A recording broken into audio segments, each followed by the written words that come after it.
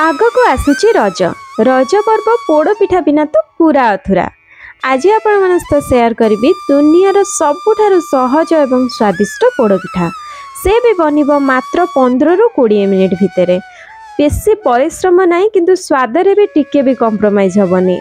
बहुत ही बढ़िया लगिबो। आपण ए रजरे थरे ए पिठाटी को बनेकी खाइकी देखंतु। आशा करुची तुला परिका नरम स्वादिष्ट पिठा आपण मानको बहुत भल लगिबो। तेबे जीवा आगुरु लाइक टे करदेवे, फ्रेंड फैमिली मेंबर को सहित शेयर करदेवे, नुआ आसथिबे जो माने चैनल टी को सब्सक्राइब करदेवे। केमिति लागिला मते कमेंट माध्यम रे जणाया को बिल्कुल भूलिबेनी। तेबे चलंतु डेरी न करी रेसिपी को देखि नबा। ए पिठाटी को बनाया पई मु एठी नै जेछि गोटे कप बा 200 ग्राम रो अरुआ चाउल आउ एकु मु पानी रे भिजेकी 5 घंटा हेलानी रखि नेथिली। एठी मु चाउल व्यवहार करछि बासमती अरुआ चाउल, जहा द्वारा बहुत बढ़िया बास्ना आस्ताय पिठारे। आपण चाहिले नॉर्मल अरुआ चाउल व्यवहार मध्य करि परिबे। एठी मु ए कप रे मापिकी गोटे कप नेछि। आपन घरे जदि ए भलिया कप नथिबो ताहले कोन करिवे, जे कोनोसी गिना किबा ग्लास सेट कर नियंतु, सेइतरे मापिकी सब जिंस नियंतु, पिठा बढ़िया परफेक्ट बनिबो। 5-6 घंटा भिजेला परे चाउल देखंतु एई भलिया भिजिबा दरकार, जेमति कि एमति हाथ रे कले पूरा पाउडर हो जाउथबो। यदि भलो कि चाउल भिजिबनी पिठा भी भलो कि हबनी। बढ़िया से बाटी हेले जाय कि पिठाटी मध्य बढ़िया हबो। तो स्मूथ बाटिया पई चाउल को भलो भाबरे भिजांतु। तापर एक्स्ट्रा पानी एठी मु चाउल रो बाहर कर नेछि। एबे एकु दे देबी ग्राइंडिंग जार रे। एबे इथरे दे देबी 2 चामच चूड़ा। और चूड़ा को मु भलो भाबे पानी रे धोई किना रखि नेछि छाणी के। आ ए चूड़ा को मु इथरे दे देबी, जाद्रा पिठा पूरा सॉफ्ट आउ स्पंजी बनिबो। आ एठी चूड़ा 2 चामच ही देबे, अधिक देबेनी। तापरे पिठारे भलो बास्ना आसिया पई मु एठी नै देउची 3टी गुजराती। बहुत ही बढ़िया बास्ना टेस्ट भलो आसी थाए। आउ एठी मु गुजराती 3टी दे दोची। तापरे दे देबे एबे पानी। पानी केते देबे, गोटे कप चाउल पई मु एठी गोटे कप पानी नेची। जोथरे चाउल मापिकी नेबे सेइथरे भी आपण पानी मापिकी देबे। आउ एठी मु गोटे कप जो देइची पानी सब देई देबी एबे। आउ एको पूरा बढ़िया भाबरे पेस्ट करके बाटिकी नै आसीबे। पूरा प्लेन करके बाटिबे। देखंतु एई भली भाबरे जेते चिकन करके चाउल को बाटिबे, पिठा मध्य बहुत ही बढ़िया चिकन स्मूथ और टेस्टी बनिबो, जहाँ खाइबा पे किना बहुत स्वादिष्ट लगिबो। एबे एको गोटे जागा को मु काढी नेबी। मीठा पाई किना एबे एठी दे दोची गोटे कप गुड़। एठी मु मुंडा गुड़ नेथली, तो गाजर कोण ने टिके ग्रेट कर नेथली, जा द्वारा कि जल्दी गुड़टा मेल्ट हो जिवो। आपण चाहिले एठी पाउडर गुड़ मध्य नै परिबे। आ सेई कप रे मापे कि मु गोटे कप पानी दे देबी।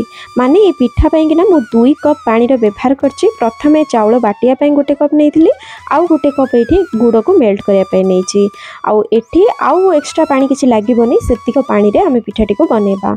गुड़ को मेल्ट करिया पाई किना मु एठी मीडियम फ्लेम रे सस्पेन बसई कि एमती चामच रे टिके एपट सेपट करनेबी, जहाद्वारा कि जल्दी गुड़ मेल्ट हो जिवो। तापर मीडियम फ्लेम रे छाड़ी देबी गोटे फुट भल के आसिया पर्यंत।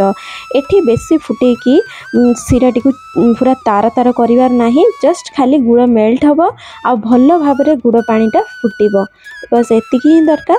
आ एठी देखंतु बढ़िया भाबरे गुड़ पानी फुटी गलानी। आ ये गरम गरम गुड़ पानी को ही में धीरे धीरे चाउल बटारे दबा। तेणु गोटे हाथ रे आपण धीरे धीरे गुड़ पानी देबे, आउ गोटे हाथ रे आपण चामच रे गोळेबे, जहा द्वारा कि चाउल रे बिंडा बसिबनी। नहले गरम गरम जिंस जदि चाउल बटारे आमे पकेइबा ताले सांगे सांगे बिंडा हे जिवो। तेणु गोटे हाथ रे पकाउथिबे धीरे धीरे, गोटे हाथ रे एमती गोळुथिबे। सबु पकई सारला परे भी आपण गोटे मिनिट पर्यंत ताकू आउ थरे भलो भाबरे गोळेइबे। एमती गोळेला परे पानीटा टिके ठंडा हो जिवो। आ गुड़टा भलो भाबरे चाउल बटा सहित मिसे जिवो। बिल्कुल भी बिंडा हबनी, नहले बिंडा हेले पिठाटी मध्य भलो के हबनी। एठी देखंतु चाउल बटा एठी गुड़ संगे बहुत ही बढ़िया मिसी जाइछि। एबे इथरे दे दोछि स्वाद अनुसार लूण। आ गोलमरीच अदार छेचा एठी दे दोछि हाफ चामच, जहा द्वारा बहुत ही बढ़िया टेस्ट आ बास्ना आसी थाए। पूरा पोड़ पिठा भली बहुत भल लागि थाए एटा को पकेवा द्वारा। तापरे इथरे दे दोछि 1/4 टीस्पून बा अल्प टिके खाइबार सोडा। अधिक देबेनी जम्मा भी, जेमिति आपण छोट चामच देखुचंती पूरा अल्प टिके आपण दे देबे खाइबा सोडा। आउ एठी मु देई साला परे भल भाबरे सब जिंस को गोळेई नेबी। बैटर टी एठी हे गेला पूरा रेडी। आउ एपटे मु बसई नेछि गोटे कढ़ई गैस उपरे। लो फ्लेम रे रखिकी फ्लेम को एबे इथिरे दे दउछि गोटे चामच गुआ घी देवा द्वारा बहुत ही बढ़िया पिठार बास्ना आसता है।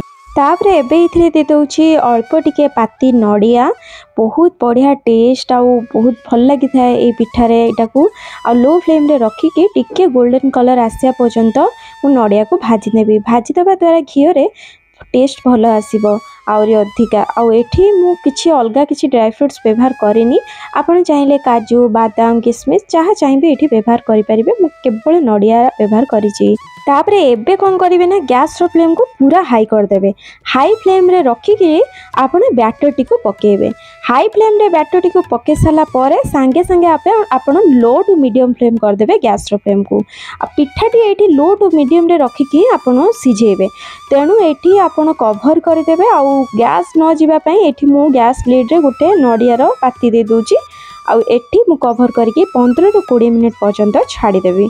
एठी देखंतु 15 मिनिट हे गलानी चलंतु चेक करनबा पिठा एठी बहुत ही बढ़िया भाव में सीझी जाइछि बढ़िया कलर मध्य आसी जाइछि देखंतु चलंतु चेक करिया भितर हेछि ना नहीं गोटे नाइफ को मु एमती पुरे किना देखि नउछि देखंतु बिल्कुल भी पिठा लागुनी नाइफ रे आउ एठी पिठा भल भाव में हे जाइछि जदी हेइ नथिबो नाइफ रे लागुतबो ताले आपण आउरी 5-10 मिनिट बसै नेबे लो फ्लेम रे आउ एठी देखंतु पिठा तो हे जाइछि रेडी छाड़ी देबे को भल भाव रे टिके ठंडा हवा पई पिठा एठी भल भाव देखंतु ठंडा हे गलानी एबे को काढी नबा देखंतु साइड गुड़ा मध्य छाड़ी आसुछि आराम रे बाहरी जीवो हाथ रे देखंतु मु काढुछि से केते सुंदर भाव रे कढ़ई रु छाड़ी आसुछि एमिति रे एटा तो नॉन स्टिक कढ़ई बिल्कुल भी लागुनी आउ एमि जदी आपण चाहिबे घरे नॉन स्टिक कढ़ई नै आपण नॉर्मल कढ़ई रे मध्य करि परिबे किछि कथा नै बाहरी आसीबो किंतु मोटा कढ़ई रे बनेबे एल्युमिनियम कढ़ई नेले भी मोटा कढ़ई रे आपण बनेबे